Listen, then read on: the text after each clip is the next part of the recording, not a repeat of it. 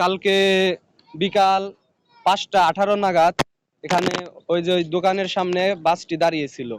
বাসটির গ্যাসের পাম্পটা ফেটে যায়। ব্রেকও মানে কি নিয়ন্ত্রণের বাইরে ছিল। ড্রাইভার যথাসম্ভব চেষ্টা করেছে কিন্তু কোনোই কাজে আসেনি। বাসটি নিয়ন্ত্রণ হারিয়ে সোজা পদ্মা নদীর মাঝ বরাবর ডুবে যায়। এই ঘটনাটি ঘটেছে তখন 5:18 বাজে। 18 বাজে তখন আমরা এখানে ছিলাম।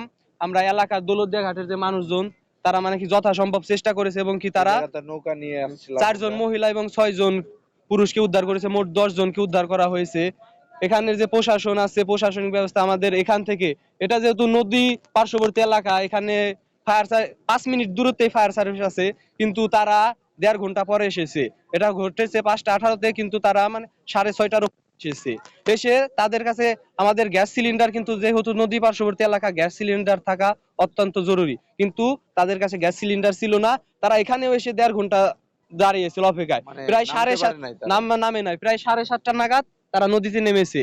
আমাদের যে মানিকগঞ্জ আছে পাটুরিয়া, সেখান থেকে গ্যাস সিলিন্ডার তারা মানে হাওলাত করে ঋণ করে এনে ধার করে এনে তারপরে নেমেছে এখানে এসে। আর 2 মিনিটে যেখানে হামজা ছিল সেটা মানে কি সেটা দিয়ে খুব সহজে মাত্র 10 মিনিটেই বাসটি উদ্ধার করা যেত, কিন্তু সেটা দিয়ে উদ্ধার করা হয়নি। তারা আসেনি। প্রশাসনিক মানে অনেক গাফলতি করেছে, তারা এখানে আসেনি। নতুন রিন গভীর থেকে পরিষ্কার করে কাপড়কে রাখে নতুনের মতো উজ্জ্বল। নতুন রিন অ্যাডভান্সড পাউডার। সেটা এসেছে প্রায় 10টা, মানে ঝড় বৃষ্টি ছিল তখন। তারা এসে 10টা নাগাদ তারা এখানে এসেছে। এসে প্রায় 11:30 তোলা শুরু করছে। প্রায় 12:30টার সময় তারা বাস তুলতে সক্ষম হয়েছে। অনেক সময় নিয়ে তারা বাস তুলেছে। তারপর বাসের ভিতর রাতে 18 জন মানে মানুষ পাওয়া গেছে, মরদেহ উদ্ধার করছে। তারপরে সকালে 9টার সময় একজন, তারপরে 9:30, 10:15 বাজে তখন একজনকে উদ্ধার করা হয়েছে। আর এই যে কিছুক্ষণ আগে আধা ঘন্টা ধরে 3 জনকে উদ্ধার করা হয়েছে। এই মোট 28 জন মরদেহ উদ্ধার করা হয়েছে।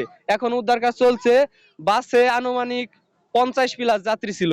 এখানে যে ঘাটের চেকার, মানে রাজবাড়ির সৌহার্দ্য পরিবহন চেকার, উনি জানিয়েছে 40 জনের সিট আরো মানে ইঞ্জিল কাভার টাভার দিয়ে প্রায় 55 জন লোক ছিল।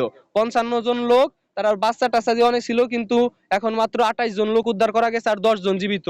মোট 38 জন লোক। এখনো মানে 15-16 জন লোক উদ্ধার করা যায়নি।